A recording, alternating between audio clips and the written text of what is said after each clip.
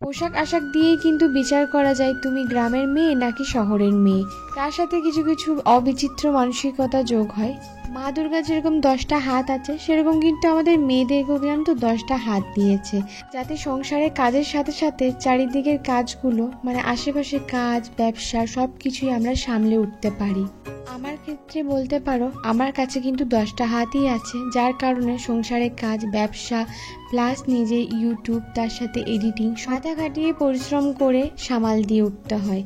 Hello everyone, আমি বৃষ্টি। আমার এই ছোট্ট সংসারে তোমাদেরকে অনেক অনেক ওয়েলকাম। এখন হচ্ছে সকাল ওই 8টার মতো। এই যে কন্টেনারগুলো, এগুলো দিয়ে সব সবজিগুলো গুছিয়ে গুছিয়ে রাখছি। দেখো কার কি কতটা হেল্প হবে জানি না, তবে হ্যাঁ আমার কিন্তু অনেক হেল্প হয়েছে। এই যে এক একটা বক্সে কিন্তু এক একটা সবজি খুব সুন্দরভাবে রয়ে যাচ্ছে, আর তার নিচে কিন্তু মানে বক্সের নিচে কিন্তু একটা র্যাক দেওয়া আছে, যাতে নিজের সাথে অ্যাটাচ হয়ে মুছে বা গলে না যায় সবজিগুলো। সেই কারণে জিনিসটা কিন্তু খুবই ভালো। তো তোমরা অনেকেই লিঙ্ক চেয়েছো, আজকে কিন্তু ডেসক্রিপশন বক্সে চেষ্টা করবো সব কটার লিঙ্ক দিয়ে দেওয়ার। যত প্রোডাক্ট আমি আজ পর্যন্ত পারচেস করেছি আর আমার চোখে যতগুলো প্রোডাক্ট ভালো লেগেছে সব কটারই লিঙ্ক আমি কিন্তু ডেসক্রিপশন বক্সে দিয়ে দেবো, প্রোভাইড করে দেবো, তোমরা ইউজ করতে পারো। আর এই যে দেখো, এইগুলো সেই বিশাল মেগামার্ট থেকে নিয়ে এসেছিলাম কন্টেনারগুলো। হ্যাঁ, এগুলো কিন্তু কাচের না, এগুলো প্লাস্টিকেরই, কিন্তু প্লাস্টিকটা ভালো প্লাস্টিক। তো এখানে আচার আর চাটনিটা ভরে রাখলাম। কাচের জার এখনও কিনে ওঠা হয়নি, সেই কারণে কাচের জারে রাখছি না, তবে একটু ভালো প্লাস্টিক দেখেই রাখছি। আমি জানি আচার জাতীয় বা টক জাতীয় জিনিস কাচের জারে রাখাই ভালো, কেননা আমি তো আগে সব কিছু এগুলো ইউজ করতাম, তাই এগুলো একটুখানি জানি। তবে কিছু করার নেই, এখানকার কাচের জারের জিনিসগুলো জিজ্ঞেস করেছি। আর আগে যেগুলো আমি কলকাতায় ইউজ করতাম সেগুলো ভীষণ এক্সপেন্সিভ জার ছিল, তো আমার পক্ষে এই মুহূর্তে নেওয়া সম্ভব নয়, তাই আমি নিচ্ছি না।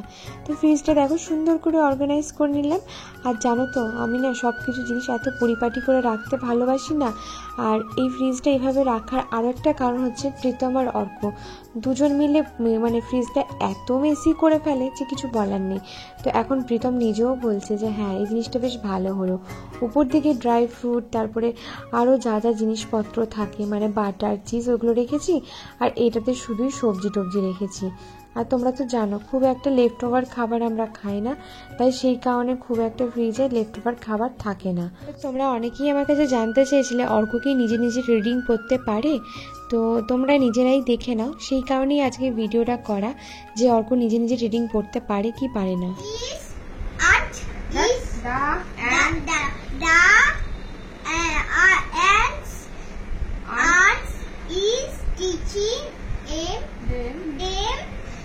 The English alphabet.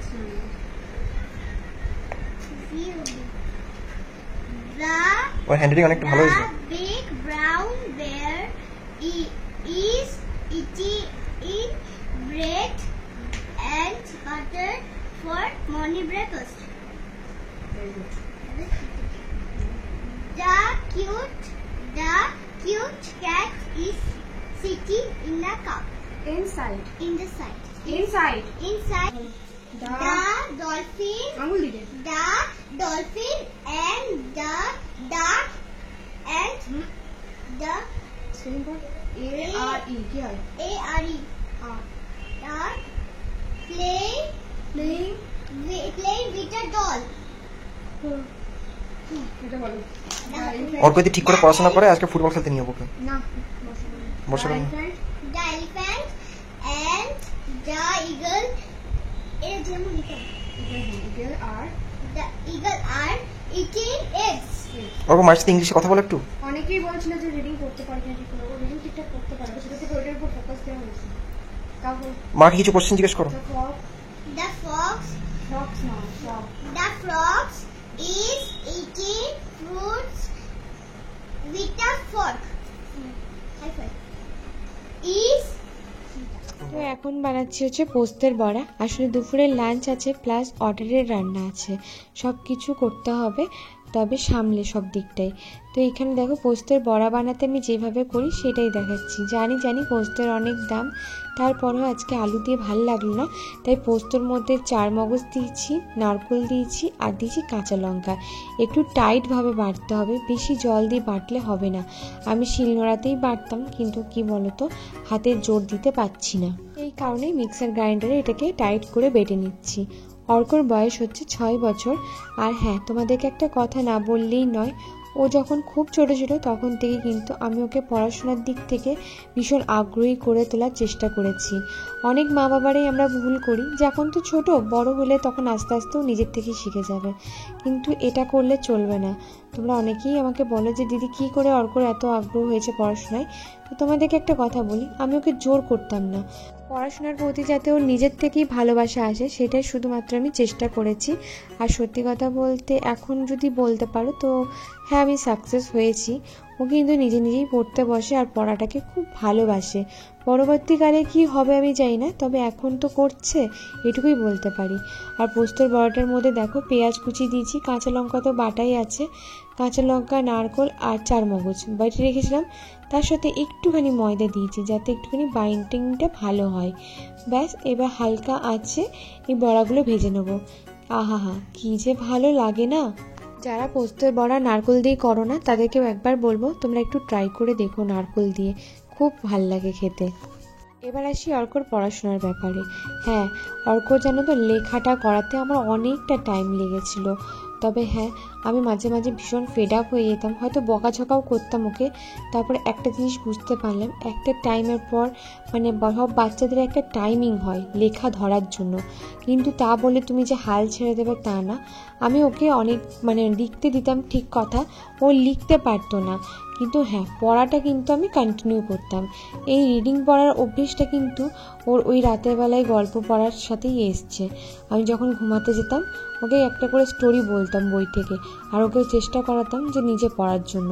তো সেইখান থেকেও চেষ্টাটা করে করে করে আজকে এই অবস্থা। তো চলো, এখানে আলুটা ভেজে নিয়েছি, পোস্তর বড়াটাও ভাজা হয়ে গেছে।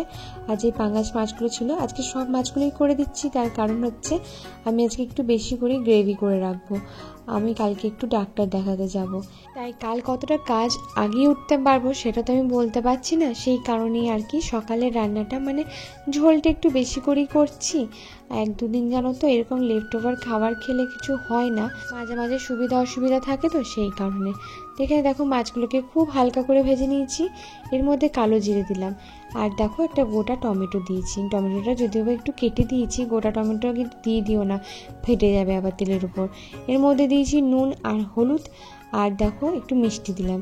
এরপর বাটা মশলাটা দিচ্ছি, পেঁয়াজ, আদা, রসুন, ধনে, জিরে আর সরি এলাচ। ব্যাস এই মশলাটা দিয়ে একটু কষিয়ে নিলাম জল দিয়ে, আর আলুটা দিয়ে কষিয়ে নেবো। যখন একটু রসা রসা কষে আসবে তখন একটু বেশি পরিমাণে ধনেপাতা আর একটু জল দিয়ে এই মশলাটা পুরো ফুটতে দেবো। মাছগুলো দিয়ে ফুটিয়ে নেবো, আলু সেদ্ধ হয়ে গেলে একদম নামিয়ে নেবো। এটা যে কি ভালো খেতে লাগে কি বলবো। আর যেহেতু পাঙ্গাস মাছ একটু তেল খেতে কিন্তু বেশ ভালোই লাগে।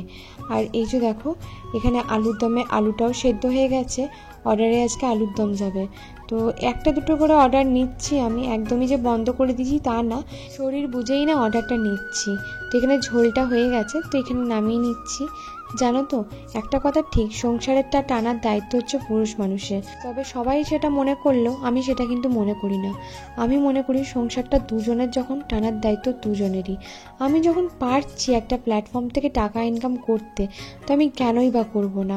আর সত্যি বলতে আমার সামনে অনেক খরচা গো, আমাকে বাইরে গিয়ে একটা ডাক্তার দেখাতে হবে ভালো, যেটা ট্রিটমেন্ট করতে অনেকটা টাকাই লাগবে।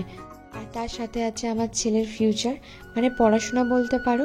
হ্যাঁ আমি জানি আমি স্কুলে ভর্তি করলে পড়াশোনা হয় না, একটা কি বলতো পড়াশোনার ন্যাক থাকতে হয়। পড়াশোনা হওয়ার থাকলে একটা পাতি স্কুল থেকে কিন্তু পড়াশোনা করা যায়, ভালো শিক্ষা পেলেই কিন্তু মেন হচ্ছে বাড়িতে তুমি কিভাবে বাচ্চাকে গাইড করছো।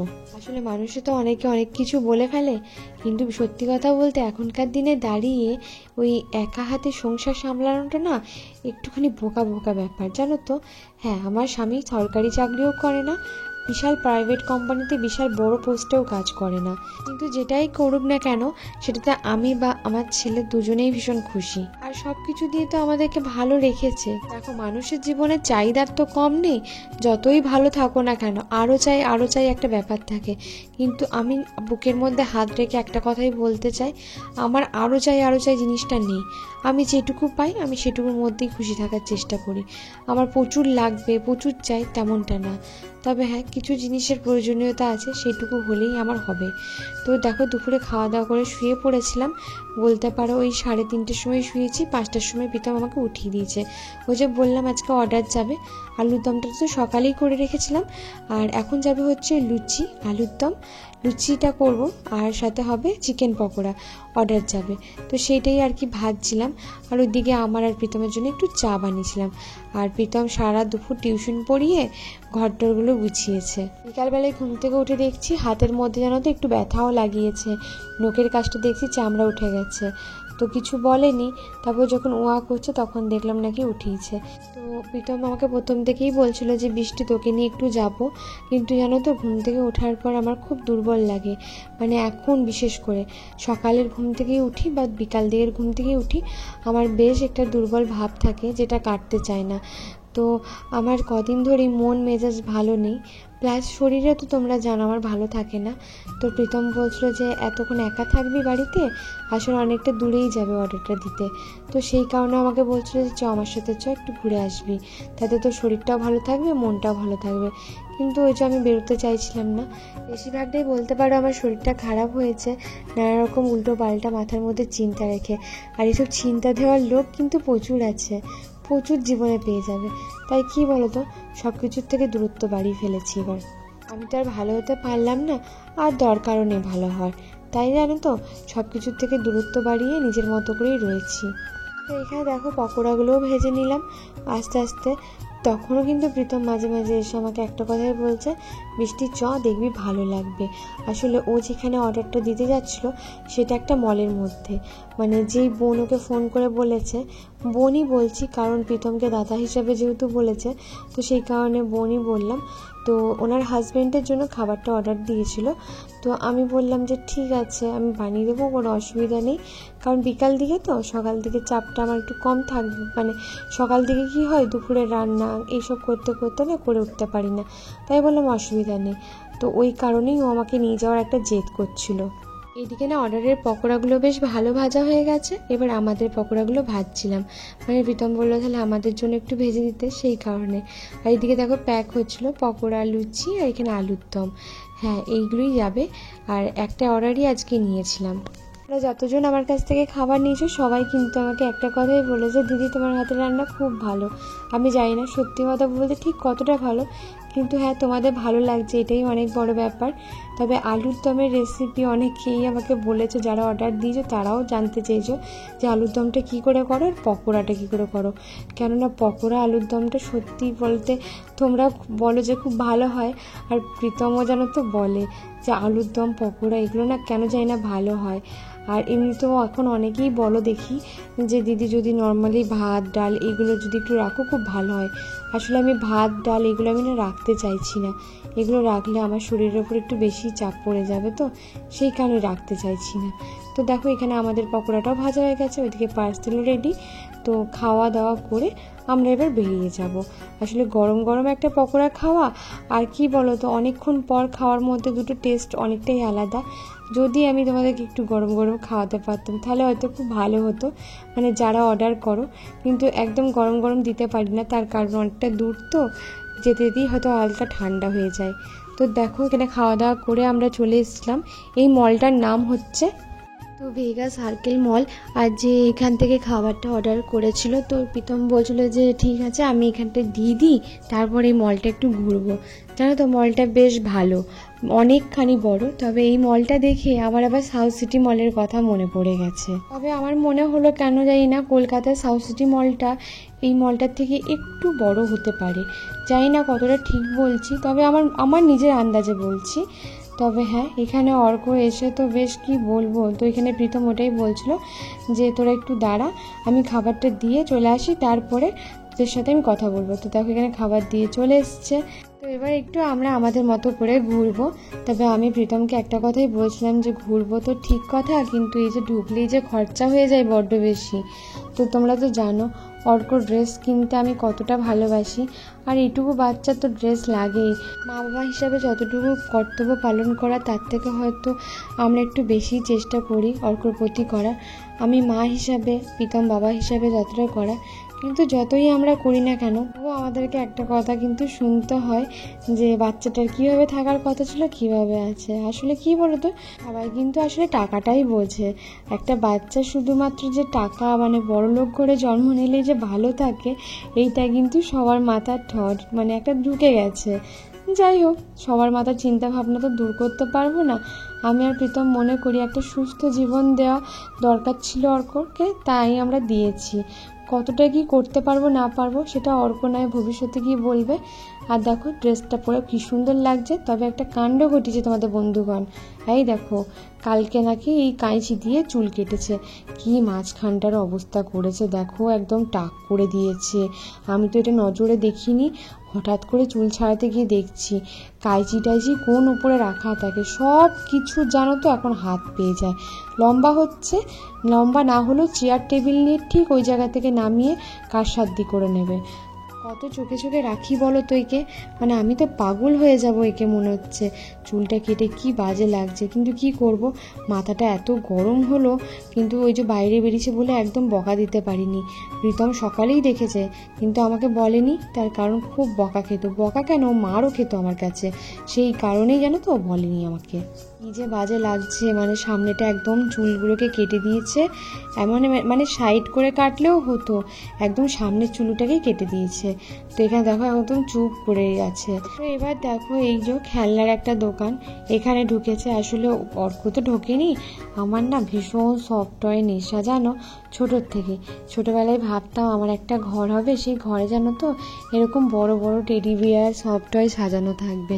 সেই স্বপ্ন তো পূরণ হয়েছিল। আমার যখন ফ্ল্যাটটা ছিল সেই ফ্ল্যাটে সুন্দর করে এত বড় বড় পুতুল আমি সাজিয়ে রাখতাম। তবে এখন আর ইচ্ছা করে না, এক একটা দাম দেখে আমার তো চক্ষু চড়ক গাছ। আসলে শপিং মলে দামটা একটু বেশিই থাকে।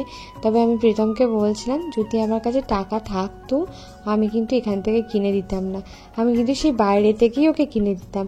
তার কারণ হচ্ছে এইগুলো কিন্তু ঠিক বাইরে একই জিনিস পাওয়া যায়, দামটা কিন্তু অনেকটাই কম। এবার হয়তো কিছু মানুষ বলবে তাহলে এসছো কেন, ঢুকেছো কেন। আমি তো ওই যে তোমাদেরকে প্রথমেই বললাম আমার জিনিস দেখতে ঘুরতে এগুলো আমার খুব ভালো লাগে। তবে হ্যাঁ, বাচ্চাদের কালেকশন কিন্তু খুব ভালো ছিল। অর্কর দুটো ড্রেস নিয়েছি, ওই দুটো ড্রেসই কিন্তু খুব ভালো লাগছিল ওকে। এবার যখন অর্কর ড্রেস কিনি ভাবি আর কিনবো না, এগুলি এখন চলুক, আর কিন্তু একটাও নেবো না। কিন্তু কী বলো তো, ওই যখনই যাই একটা না একটা পছন্দ হয়ে যায়। এবার তোমাদেরকে বলি গ্রামের আর শহরের ব্যাপারটা। কিছু কিছু মলে না গেলে আমরা জানতেই পারতাম না যে জিন্স টপ ছাড়া এমনি যদি কুর্তি বা শাড়ি পরে যাও তাহলে সেটাকে গ্রামের মেয়ে বা স্ট্যান্ডার্ডটাকে অন্য হিসাবে দেখা হয়। মানুষ এমনভাবে তোমার দিকে তাকাবে, দেখে মনে হবে যে তুমি সেই জায়গাতে দাঁড়ানোর যোগ্যতাই রাখো না। আসলে আমি যে জায়গাটায় গিয়েছিলাম সেই জায়গায় মোটামুটি অনেকেই দেখলাম ভীষণ শর্ট একটা ড্রেস পরেছিল বা জিন্সের টপ প্যান্ট এগুলোই পরেছিল। সেখানে মোটামুটি আমি মনে হয় কুর্তি পরেছিলাম। তো যাই হোক, ওই জায়গায় দাঁড়ানোর যোগ্যতা আমার নেই, সেই কারণে বেশিক্ষণ না থেকে একটু ঘুরে ফিরে আমি চলে এলাম। ভীষণ আনকমফোর্টেবল ফিল হচ্ছিল। No money, no honey. No money no honey. No money, no honey. এটা তো সত্যি, যেখানে টাকা নেই সেখানে কিন্তু মিষ্টতাও নেই। সেটা তোমার যেই হোক, আত্মীয় স্বজন থেকে শুরু করে যেই হোক, তোমার কাছে টাকা থাকলে সবাই গুড়ের মতো করে সেই গুড়ের মধ্যে যেমনি পিঁপড়েরা চিটে থাকে সেরকম চিটে থাকবে। যে টাকা না থাকলে তোমার ধারে পাশেও ঘেঁষবে না। তো তারপর ওখান থেকে গেছিলাম সুপার 99-এ। তো দেখো কিছু আমি জিনিস দেখছিলাম, তার কারণ হচ্ছে আমাদের একটা ভাবছি কুকিং চ্যানেল খুলবো যেখানে শর্টসে রান্না বান্না এগুলো দেওয়া হবে। কারণ অনেক দিন ধরেই তোমরা বলছো দিদি একটা আলাদা করে যদি কুকিং চ্যানেল খোলো খুব ভালো হয়। তো ভাবছিলাম যে ঠিক আছে চলো। তো ওইটারই কিছু বাসনপত্র দেখছিলাম, তারপরে দেখলাম যে না এখানের দামটা একটু বেশি লাগলো, হাই লাগলো। তো ওখান থেকে বেরিয়ে চললাম। দেখো প্রত্যেকটা জিনিস দেখছি মানে যে কিনতে হবে এমন কোনো ব্যাপার নেই। তো এখানে অর্ক আমাকে জ্বালাচ্ছিল। মেন ব্যাপার হচ্ছে আমি কোনো কিছু দেখবো কি তার আগে ও আমাকে এতটাই জ্বালায় কিছু বলার নেই। আমি না প্রথমে ভেবেছিলাম এই ইয়েলো কালারগুলো টপ, তারপর দেখলাম যে না, আমি ভুল জিনিস তুলে ফেলেছি, আসলে এটা আমার পরার মতো না, মানে ভুল বললাম, আসলে এটা আমি পরতে পারবো না। যাই হোক, এখানে ক্যাপগুলো ছিল, তো প্রীতম বলছিল যে দেখ, আমি এখানে দেখো অর্ককে বড় বড় চোখ দেখাচ্ছি, তার কারণ হচ্ছে যেখান থেকে জিনিসটা নিয়েছে সেখানে রাখার কারণ ও না সব কিছু জিনিসে হাত দেওয়ার একটা খুব বাজে অভ্যেস আছে, যে জিনিসটা আমি একদমই পছন্দ করি না। আমি ওকে বারবার করে বলেছি কোনো কিছু জিনিস হাত দেওয়ার আগে যেন জিজ্ঞেস করে নেয়, কারণ এই জিনিসগুলো খুব বাজে গো, আমার একদম ভাল লাগে না, না বলে না। আসলে ও তো ছোটো, এখনই কোথাও কি ভেঙে যাবে না যাবে। তো দেখো এখানে কিছু বাসনপত্র আমি দেখছিলাম কুকিংয়ের জন্য, মানে প্রীতমকে আমি ওইটাই বলছিলাম যে আমি টাকা কোথায় পাবো, আমার কাছে তো টাকা নেই। তো ওইটাই হাসছিল প্রীতম। এই একটা মানুষই আছে জানো তো, যে না আমাকে মানে চেষ্টা করে যে হয়তো একটুখানি যদি হাসি থাকি বা খুশি থাকি, মানে একটু মন খারাপ করে থাকলে একটু হাসি খুশি রাখার চেষ্টা করে একটুখানি। আর পাশ থেকে কত কুকুরগুলো ভেউ ভেউ করছে, বুঝতে পারছো, মানে এদের কাজই তো এটাই। সব কিছু দেখে দেখে তোমরা যদি বলো কি কিনেছি, তাহলে আমি একটা কথাই বলবো, আমি এখান থেকে কিচ্ছু কিনিনি, শুধু অর্ক ড্রেসই কিনেছি। তবে এখানকার ব্যাগের কালেকশনগুলো খুব সুন্দর ছিল। আর এই ক্লিপটার দাম কত বলো তো? এই ক্লিপটার দাম হচ্ছে 400 টাকা। হ্যাঁ, আর আমি বাইরে এই ক্লিপটার দাম দেখেছিলাম 50 টাকা। যাই হোক, বাইরের সাথে এখানে আমি তুলনা একদমই করতে চাইছি না। সব কিছু হয়ে আমরা বেরিয়ে পড়েছিলাম বাইরে। তো প্রীতম আমাকে বলছিল যে আর একটুখানি ঘুরে দেখবি নাকি, আমি বললাম যে না, দেখবো না। আর এইদিকে দেখো একটা কি সুন্দর ফুলের মতো ছিল, আর তোমাদের বন্ধুগণের তো সব কিছুতেই হাত দেওয়া। তো দেখো এখানে ও এটা হাত দেবে, তো আমি ওকে হাতটা দেওয়াচ্ছিলাম, কেননা ওকে বিশ্বাস নেই। তো তারপরে দেখো বাড়িতে চলে এসেছি, আর এদের বাপ ব্যাটার এখন মানে ফরমাইশ হচ্ছে মোগলাই পরোটা। আসলে আমাকে অনেক দিন ধরেই বলছিল, তো আমার করা হচ্ছিল না। তখন দেখলাম আলুর দমটা রাখাই রয়েছে, তো একটু বানিয়েই দিই, আর ময়দাটা আমি মেখেই রেখে দিয়ে গেছিলাম সেই কারণে। তো এখানে দেখো পেঁয়াজ, ধনেপাতা, আদা আর কাঁচা লঙ্কা একটুখানি আমি চপ করে নিলাম চপারে, একটু মিহি মিহি করে কোচানো গেল। আজকে শুধু মোগলাই পরোটা করবো নর্মাল, আর চিকেন মোগলাই পরোটাটাও খুব সুন্দর হয়। তো এর মধ্যে আমি এখন দিচ্ছি হচ্ছে ব্রেড ক্রাম্ব, মানে ওই যে পাউরুটিটাকে নর্মালি মিক্সার গ্রাইন্ডারে গুঁড়ো করে নিচ্ছি, তার মধ্যে দিচ্ছি নুন, হলুদ, একদম সিম্পল ওয়েতে দেখাবো। তবে একটা কথা বলতে পারি, খুব সুন্দর কিন্তু খেতে হয়। যতজন খেয়েছে আমার হাতে এই মোগলাই পরোটা, সবাই কিন্তু ভালোই বলেছে। কিন্তু কি জানো তো, আমার একটা অসুবিধা হয়ে গেছিলো আজকে, বিলবো কিসে, আমার কাছে তো কোনো বড় জায়গা নেই। আর এই স্ল্যাবটাতে না বিলতে আমার না ঠিক একটু রুচি হচ্ছিল না, কারণ আমি কদিন আগে নিজেই তো এই স্ল্যাবটা পরিষ্কার করি না, পুরো তিল চেটে ভর্তি ছিল, বিশ্বাস করো। সেই ভেবে আমার রুচি হচ্ছিল না। তো ওই জন্য জানো তো আর কড়াইটাও ছোট ছিল, তাই জানো তো মোগলাইগুলো জানো তো এইভাবে জড়ো জড়ো হয়ে যাচ্ছিলো। কিন্তু ওই যে বললাম, দেখতে যেমনই হোক খেতে কিন্তু দারুণ হয়েছিল। বাইরের মোগলাই পরোটার থেকেও নাকি ভালো হয়। এখনও পর্যন্ত প্রায় 15-16 জন আমার হাতে মোগলাই তো খেয়েছে, তারাই বলেছে যে মোটামুটি আমার হাতের মোগলাইটা বেশ ভালো হয়। তবে কি আর করা যাবে, এখন ওদের দুজনকে বানিয়ে দিই। দুজনকে দেখো দুটো বানিয়ে দিয়েছি, এবারে কেটে খেয়ে খাবার পালা। আমি ভাত খাবো, আমি খাবো না এইসব জিনিস, তার কারণ তোমাদেরকে যে বললাম আমার শরীরটা খুব একটা ভালো যাচ্ছে না, আমি নর্মালি ভাত খাবো। ওই যে তোমাদেরকে বললাম ভিডিওর প্রথমেই যে আমাদের মা দুর্গার মতো 10টা হাত আছে। মেয়েদের বলতে নেই, সকাল থেকে শুরু করে রাত অবধি প্রচুর কাজ থাকে, তার মধ্যে প্রীতম তো আমাকে হাতে হাতে অনেকটাই হেল্প করে দেয়। আমি একবারই নিশ্চিন্ত হয়ে বসতে পারি না গো, তার কারণ আমাদের সামনে অনেক খরচা, তো তাই দুজন মিলে চেষ্টা করি একটু একটু করে, যদি দুজন মিলে একটু কাজ টাজ করে একটু টাকা সেভিংস করে কিছু করতে পারি। ওর কাছে হাত পেতে টাকা চাইতে বড্ড বেশি আমার আত্মসম্মান বা লজ্জা লাগে, সেই কারণে চাই না। তবু জানো তো একটা কথা সত্যি, আজকে দিনের শেষে জানো তো কারোর কাছে ভালো হতে পারলাম না।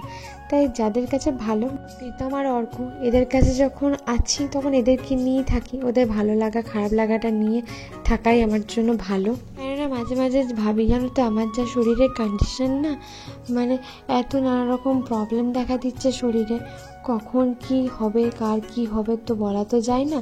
তো সেই কারণে জানো তো, যে কটা দিনই আছি একটু ভালোভাবে থাকতে চাই, একটু হাসি খুশিভাবে থাকতে চাই।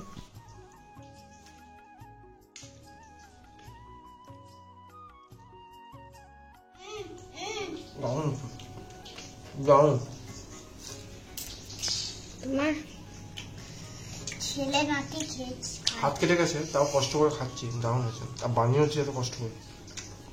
মা বানিয়েছে তো। শুধু শেপগুলোই কেমন যেন একটা হয়ে গেছে না। এটা মা বৃষ্টি যা খাচ্ছে, বৃষ্টির বমি হয়ে যাচ্ছে, ওর গাটাও খুব গোলাচ্ছে এখন, ওই জন্য ভাত খাচ্ছে। সেই জন্য গা গুলিয়েছে, সেই জন্য বাইরে খাবার খায়, সেই জন্য বানালে খায় না, সেই জন্য বাইরে। টেস্ট করাতে হবে বৃষ্টির, এত গা কেন গোলাচ্ছে। তো চলো আজকের মতো ভিডিওটা এখানেই শেষ করছি। সবাই ভালো থেকো, সুস্থ থেকো আর সকলকে ভালো রেখো। কাল আবার দেখা হবে। আজ টাটা।